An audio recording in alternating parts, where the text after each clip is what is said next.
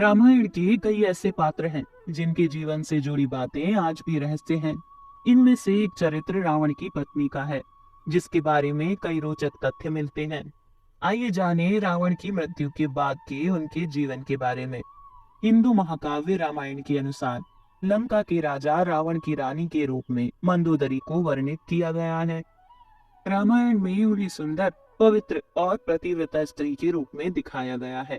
उन्हें रामायण काल की सबसे सुंदर पंच कन्याओं के रूप में माना जाता है और मान्यता है कि इनके नाम से कई बाधाएं दूर होती हैं। आइए जानें रावण की मृत्यु के बाद मंदोदरी के जीवन के बारे में, कुछ प्रचलित कथाओं के बारे में।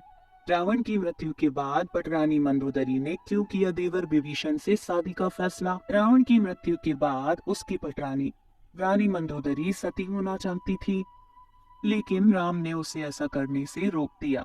मंदोदरी बहुत धार्मिक थी और ज्योतिष की प्रकांड विद्वान भी। आखिर क्यों इस पतिव्रता स्त्री ने देवर से शादी करने का फैसला किया? दशहरा खत्म हो चुका है, देश में जगह जगह रावण दहन हो गया है। युद्ध में रावण की मृत्यु के साथ ही जब राम की जीत होती है, तो उस दिन ही हिंदू धर्म में जीत की इस खुशी को दशहरा त्योहार के जरिए जाहिर किया जाता है। रावण के परिवार में दो लोग सीता के अपहरण और युद्ध के खिलाफ थे। वो थे भाई विभीषण और पटरानी मंदोदरी। दोनों बिल्कुल युद्ध नहीं चाहते थे और लगातार रावण को सीता को सम्मानपूर्वक राम को लौटा देने के पक्ष में थे। लेकिन ऐसा नहीं हुआ। लड़ाई हुई, उसमें रावण मारा गया। उसके बाद राम ने लंका का राजपाट रावण के छोटे भाई विभीषण को सौंप दिया। लेकिन क्या आपको मालूम है कि रावण की पटरानी मंदोदरी का क्या हुआ? आखिर क्यों उसने विभीषण से शादी का फैसला लिया? कौन थी मंदोदरी? पुराणों की एक कथा के मुताबिक मधुरा नाम की एक अप्सरा कैलाश पर्वत पर भगवान शिव की तलाश में पहुंची। तलाशते हुए जब वो भगवान शिव के पास पहुंची, तो उसने वहां पार्वती जी को ना देखकर शिव को रिझाने का प्रयास शुरू कर दिया। जब कुछ समय बाद वहां पार्वती जी पहुंची, तो उन्होंने मथुरा के शरीर पर शिव की भस्म देखी और फिर वो क्रोधित हो गई। पार्वती जी ने मथुरा को श्राप दिया कि वो 12 साल तक मेंढकी बनी रहेगी और कुएं में ही उसका वास होगा।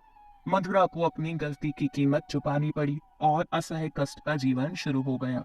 राजा मायासुर ने शापित अप्सरा मथुरा को बेटी के रूप में स्वीकार किया। उसे वो महल ले आए। उसे मंदोदरी नाम दिया गया। मंदोदरी अत्यंत रूपवान और धार्मिक महिला थी। इस तरह मथुरा मंदोदरी बनी। जिस समय ये सारी घटनाएं घट रही थी, उसी समय कैलाश पर असुर राजा मायासुर अपनी पत्नी के साथ तपस्या कर रहे थे। दोनों एक बेटी की कामना के लिए तपस्या कर रहे थे। 12 वर्षों तक दोनों तप करते रहे। इधर मथुरा के श्राप का जब अंत हुआ, तो वो कुएं में ही रोने लगी। सौभाग्य से असुरराज और उनकी पत्नी दोनों कुएं के नजदीक ही तपस्या में लीन थी। जब उन्होंने रोने की आवाज सुनी, तो कुएं के पास गए। वहां उन्हें मथुरा दिखी, जिसने उन्हें पूरी कहानी सुनाई। असुरराज ने तपस्या छोड़कर मथुरा को ही अपनी बेटी मान लिया। मथुरा का नाम बदलकर मंदोदरी कर दिया गया। महल का जीवन और रावण से मुलाकात। असुरराज के महल में मंदोदरी को राजकुमारी का जीवन मिला। वो अपनी नई जिंदगी में बेहद खुश थी, लेकिन इसी बीच उसकी जिंदगी में रावण की एंट्री हुई।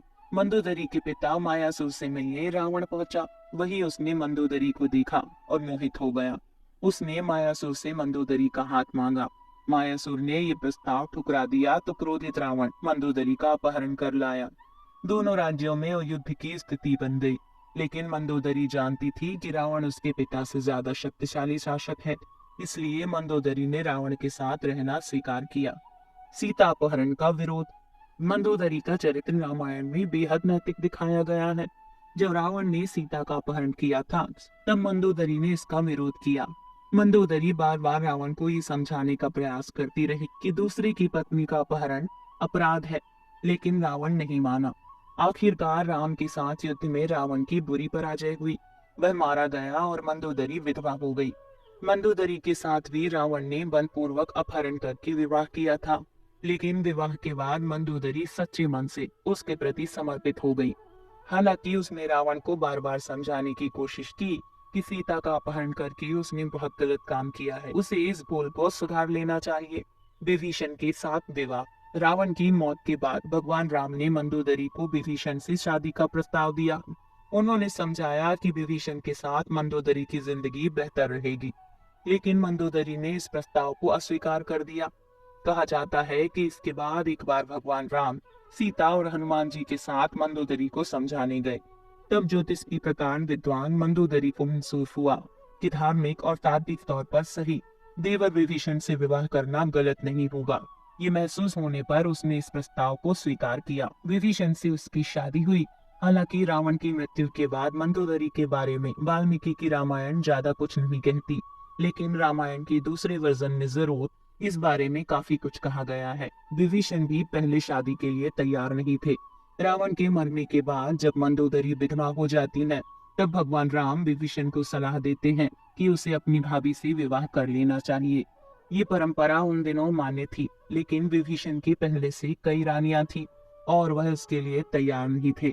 ये भी कहा जाता है कि अगर विभीषण ये शादी कर लेती तो उन्हें भाई की जगह लंका पर शासन का नैतिक अधिकार भी हासिल हो जाता। विवाह राजनीतिक और राजकाज से ज्यादा जुड़ा था। हालांकि ये भी कहा जाता है कि ये विवाह शारीरिक तौर पर पति पत्नी के तौर पर एक दूसरे के साथ यौन संबंधों की बजाय विशुद्ध राजकाज से जुड़ा था, क्योंकि मंदोदरी भी चाहती थी कि उसके पति के निधन के बाद लंका में स्थायित्व और समृद्धि रहे। वह श्री राम से शत्रुता की बजाय मित्रता चाहती थी। रावण की मृत्यु के लिए उसने श्री राम को कभी जिम्मेदार ही नहीं ठहराया।